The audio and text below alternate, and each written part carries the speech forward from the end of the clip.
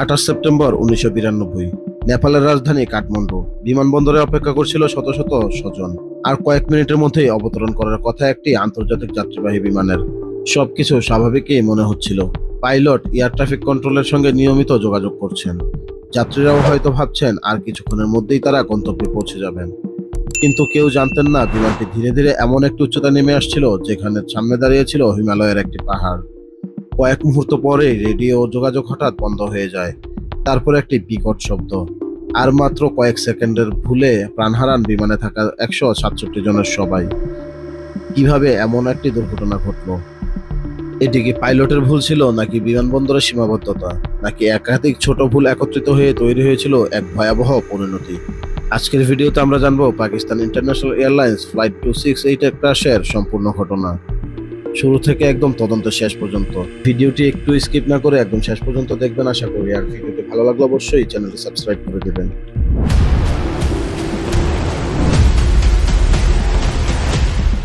সাল ১৯৯২, ২৮ সেপ্টেম্বর সকালে পাকিস্তানের জাতীয় বিমান সংস্থা পাকিস্তান ইন্টারন্যাশনাল এয়ারলাইন্সের ফ্লাইট PK-268 করাচি থেকে নেপালের কাঠমান্ডুর উদ্দেশ্যে যাত্রা শুরু করেন। বিমানটি ছিল একটি এয়ারবাস A300B4। সেদিন বিমানে ছিলেন ১৫৫ জন যাত্রী এবং ১২ জন ক্রু সদস্য সহ মোট ১৬৭ জন। ফ্লাইটের বেশিরভাগ সময়েই কোনো অস্বাভাবিকতা ছিল না, আবহাওয়াও খুব খারাপও ছিল না। বিমানটি পরিকল্পনা অনুযায়ী এগিয়ে যাচ্ছিল। কিন্তু কাঠমান্ডুর দিকে এগোতে থাকলে পরিস্থিতি বদলে যায়। নেপালের এই অঞ্চল পৃথিবীর অন্যতম কঠিন বিমান অবতরণ এলাকাগুলোর একটি। চারদিকে উঁচু পাহাড়, সংকীর্ণ উপত্যকা।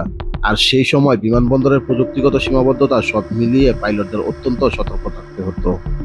অবতরণের আগে প্রতিটি উচ্চতা নির্দিষ্ট ধাপে বজায় রাখা ছিল জীবন মরণের প্রশ্ন। আর ঠিক এখান থেকেই শুরু হয় সেই ভুলের ধারাবাহিকতা, যা কয়েক মিনিটের মধ্যেই ইতিহাসের অন্যতম ভয়াবহ বিমান দুর্ঘটনার পরিণত হয়। কিন্তু প্রশ্ন হলো, পাইলট কি ভুল উচ্চতায় নেমে এসেছিল, নাকি এয়ার ট্রাফিক কন্ট্রোল সময় মতো বিপদের সংকেত দিতে পারেনি? কাঠমান্ডুর কাছাকাছি পৌঁছানোর পর ফ্লাইট PK-268 এর ক্রুরা ত্রিভুবন ইন্টারন্যাশনাল এয়ারপোর্টের এয়ার ট্রাফিক কন্ট্রোলের সঙ্গে যোগাযোগ শুরু করেন। সে সময় কাঠমান্ডু বিমানবন্দর ছিল বিশ্বের অন্যতম কঠিন বিমানবন্দরগুলোর একটি। চারপাশে উঁচু পাহাড় থাকায় পাইলটদের একটি নির্দিষ্ট অবতরণ পথ এবং নির্ধারিত উচ্চতা কঠোরভাবে অনুসরণ করতে হতো। এয়ার ট্রাফিক কন্ট্রোল ধাপে ধাপে বিমানটিকে নিচে নামানোর অনুমতি দেয়। প্রতিটি ধাপের জন্য একটি ন্যূনতম নিরাপদ উচ্চতা ছিল। এই উচ্চতা বজায় রাখলে বিমান পাহাড় থেকে নিরাপদ দূরত্বে থাকতো। কিন্তু তদন্তের পর দেখা যায় একটি গুরুত্বপূর্ণ পর্যায়ে বিমানটি নির্ধারিত নিরাপদ উচ্চতার চেয়ে প্রায় ১০০০ ফুট নিচে নেমে আসে। এটি ছিল সেই ভুল যা সামনে অপেক্ষা করা বিপদকে অদৃশ্য করে দেয়। সমস্যা ছিল আরেকটি। ১৯৯২ সালে কাঠমান্ডু বিমানবন্দরে আজকের মতো আধুনিক রাডার নজরদারি ব্যবস্থা ছিল না। ফলে এয়ার ট্রাফিক কন্ট্রোলাররা বিমানের সঠিক অবস্থান ও উচ্চতা রিয়েল টাইমে নিশ্চিতভাবে দেখতে পারছিলেন না। তারা মূলত পাইলটের দেয়া তথ্য এবং প্রচলিত নেভিগেশন পদ্ধতির উপর নির্ভর করছিলেন। অন্যদিকে ককপিটের ক্রুরা বিশ্বাস করছিলেন যে তারা সঠিক পথেই আছেন, কিন্তু বাস্তবে বিমানটি ধীরে ধীরে একটি পাহাড়ি ঢালের দিকে এগিয়ে যাচ্ছিল। এই ধরনের দুর্ঘটনাকে বিমান চলাচলের ভাষায় বলা হয় কন্ট্রোলড ফ্লাইট ইনটু টেরাইন। অর্থাৎ বিমানটি সম্পূর্ণ নিয়ন্ত্রণে ছিল, ইঞ্জিন ঠিকমতো চলছিল, কিন্তু ক্রুরা বুঝতে পারেনি যে তারা বিপজ্জনকভাবে ভূমির খুব কাছাকাছি চলে এসেছিল। সবকিছু স্বাভাবিক মনে হচ্ছিল, কিন্তু বাস্তবে মাত্র কয়েক সেকেন্ড দূরেই ছিল একটি ভয়াবহ সংঘর্ষ। এরপর ঠিক কি ঘটেছিল? রেডিওতে আর কোনো জরুরি বার্তা শোনা যায়নি, কোনো মেডে কলও নয়। মাত্র কয়েক মুহূর্ত পর পাহাড় কেঁপে ওঠে, আর আন্তর্জাতিক যাত্রীবাহী বিমান ইতিহাসের পাতায় পরিণত হয় এক মর্মান্তিক দুর্ঘটনায়। ১৯৯২ সালের ২৮ সেপ্টেম্বর কাঠমান্ডু থেকে মাত্র কয়েক মিনিটের দূরত্বে ফ্লাইট PK-268 ধীরে ধীরে তার চূড়ান্ত অবতরণের দিকে এগিয়ে যাচ্ছিল। ককপিটের ক্রুরা তখনও বিশ্বাস করছিলেন যে তারা সঠিক পথেই আছেন, কিন্তু বাস্তবে বিমানটি সরাসরি এগিয়ে যাচ্ছিলেন নেপালের ভাটেটান্ডা এলাকার পাহাড়ি ঢালের দিকে। হঠাৎ প্রচণ্ড গতিতে বিমানটির ডান দিকের অংশ পাহাড়ের সঙ্গে আঘাত করে। পরের কয়েক সেকেন্ডেই পুরো বিমানটি ভেঙে ছিন্ন ভিন্ন হয়ে যায়। বিশাল বিস্ফোরণের শব্দ আশেপাশের গ্রামগুলোতে শোনা যায়। পাহাড়ের ঢালে আগুন জ্বলে ওঠে আর ধোঁয়ার ঢেকে যায় পুরো এলাকা।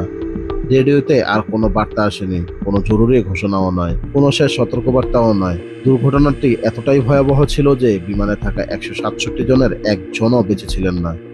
স্থানীয় গ্রামবাসীরাই প্রথমে ঘটনাস্থলে পৌঁছানোর চেষ্টা করেন, কিন্তু দুর্ঘটনাস্থলটি ছিল দুর্গম পাহাড়ি এলাকা। আগুন, ধ্বংসাবশেষ এবং খাড়া ঢালের কারণে উদ্ধারকারী দলগুলোর সেখানে পৌঁছাতে অনেক কষ্ট হয়। নেপালের সেনাবাহিনী, পুলিশ এবং উদ্ধার কর্মীরা দ্রুত অভিযান শুরু করেন। কিন্তু খুব দ্রুতই স্পষ্ট হয়ে যায় এটি আর উদ্ধার অভিযান নয়, বরং মরদেহ উদ্ধার ও দুর্ঘটনার কারণ অনুসন্ধানের মিশনে পরিণত হয়েছে। দুর্ঘটনার পর তদন্তকারীদের প্রথম লক্ষ্য ছিল বিমানের ফ্লাইট ডাটা রেকর্ডার এবং ককপিট ভয়েস রেকর্ডার উদ্ধার করা। এই দুটি যন্ত্রকে সাধারণভাবে ব্ল্যাক বক্স বলা হয়, যদিও এর রং আসলে কালো নয়, উজ্জ্বল কমলা, যাতে দুর্ঘটনার পর সহজেই খুঁজে পাওয়া যায়। ব্ল্যাক বক্স থেকে পাওয়া তথ্যই ধীরে ধীরে জানাতে শুরু করে দুর্ঘটনার আগে শেষ কয়েক মিনিট ককপিটে কি ঘটেছিল, এবং সেই তথ্য তদন্তকারীদের সামনে এমন কিছু সত্য তুলে ধরে যা পুরো ঘটনার চিত্র বদলে দেয়। বিমানে কোনো যান্ত্রিক ত্রুটি ছিল না, কোনো বিস্ফোরণও ঘটেনি, তাহলে কেন একটি সম্পূর্ণ সচল বিমান পাহাড়ে গিয়ে আঘাত করলো? ঘটনার পর তদন্তকারীরা ব্ল্যাক বক্সের তথ্য বিশ্লেষণ শুরু করেন। সবার প্রথম প্রশ্ন ছিল, বিমানে কি কোনো যান্ত্রিক ত্রুটি ছিল? উত্তর ছিল না। ইঞ্জিন স্বাভাবিকভাবে কাজ করছিল। বিমানটির নিয়ন্ত্রণ ব্যবস্থাতেও এমন কোনো ত্রুটি পাওয়া যায়নি যা দুর্ঘটনার কারণ হতে পারে। তাহলে আসলে সমস্যাটা ঠিক কোথায় ছিল? ফ্লাইট ডাটা রেকর্ডার দেখায় অবতরণের সময় বিমানটি নির্ধারিত নিরাপদ উচ্চতা বজায় রাখতে পারেনি। একটি গুরুত্বপূর্ণ ধাপে এটি অনুমোদিত উচ্চতার চেয়ে প্রায় 1000 ফুট নিচে নেমে আসে। হিমালয়ের পাহাড়ি অঞ্চলে এই 1000 ফুটই জীবন আর মৃত্যুর পার্থক্য তৈরি করতে পারে। তদন্তকারীরা আরও দেখতে পান, ককপিটে থাকা ক্রুরা শেষ মুহূর্ত পর্যন্ত বুঝতেই পারেনি যে বিমানটি পাহাড়ের এত কাছাকাছি চলে এসেছে। আর এখানেই ঘটে সবচেয়ে বড় বিপর্যয়। তদন্তে আরও একটি বিষয় উঠে আসে। সে সময় ত্রিভুবন ইন্টারন্যাশনাল এয়ারপোর্টে আধুনিক গ্রাউন্ড প্রক্সিমিটি ওয়ার্নিং সিস্টেমের সুবিধা এবং পূর্ণাঙ্গ রাডার পর্যবেক্ষণ আজকের মতো এত উন্নত ছিল না। ফলে এয়ার ট্রাফিক কন্ট্রোলও বিমানটির প্রকৃত উচ্চতা এবং অবস্থান সম্পর্কে তাৎক্ষণিকভাবে নিশ্চিত হতে পারেনি। তদন্তে তাই শুধু পাইলটদের সিদ্ধান্ত নয়, পাহাড়ি বিমানবন্দরের অপারেশনাল সীমাবদ্ধতাকেও গুরুত্বপূর্ণ একটি কারণ হিসেবে উল্লেখ করা হয়। এই দুর্ঘটনা দেখিয়ে দেয় অনেক সময় একটি বড় দুর্ঘটনা কোনো একটি ভুলের কারণে নয়, বরং একাধিক ছোট ছোট ভুল ও সীমাবদ্ধতার একই সঙ্গে মিলে ঘটে। কিন্তু এই দুর্ঘটনার পর বিশ্ব কি কোনো শিক্ষা নিয়েছিল? কাঠমান্ডু বিমানবন্দরে কি কোনো পরিবর্তন আনা হয়েছিল? আর কেন আজও বিমান নিরাপত্তার প্রশিক্ষণে পিআইএ ফ্লাইট 268 এর ঘটনা উদাহরণ হিসেবে আলোচনা করা হয়? Pakistan international airlines flight 268 crash শুধু নেপালের ইতিহাসে নয়, বিশ্ব বিমান চলাচলের ইতিহাসেও একটি গুরুত্বপূর্ণ শিক্ষা হয়ে আছে। তদন্তের পর বিশেষজ্ঞরা এই সিদ্ধান্তে পৌঁছান যে এটি ছিল এমন একটি দুর্ঘটনা যেখানে কোনো একক কারণ নয়, বরং একাধিক ছোট ভুল ও সীমাবদ্ধতা একসঙ্গে মিলেই মর্মান্তিক পরিণতি ডেকে আনে। এরপর বিশ্বের বিভিন্ন পাহাড়ি বিমানবন্দরে অবতরণের পদ্ধতি আরও কঠোরভাবে পর্যালোচনা করা হয়। বিমান সংস্থাগুলো পাইলটদের জন্য পাহাড়ি এলাকায় অবতরণের বিশেষ প্রশিক্ষণ জোরদার করে। এছাড়া ভূমির কাছাকাছি চলে এলে পাইলটকে দ্রুত সতর্ক করার প্রযুক্তি, যেমন ancient ground proximity warning system, ক্রমে আরও ব্যাপকভাবে ব্যবহৃত হতে থাকে। এই ধরনের প্রযুক্তি আজ অনেক বিমান দুর্ঘটনা প্রতিরোধে গুরুত্বপূর্ণ ভূমিকা রাখছে।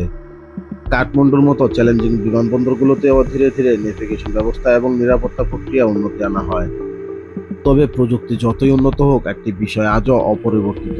বিমান নিরাপত্তা নির্ভর করে প্রযুক্তি, প্রশিক্ষণ, সঠিক সিদ্ধান্ত এবং দলগত সমন্বয়ের উপর।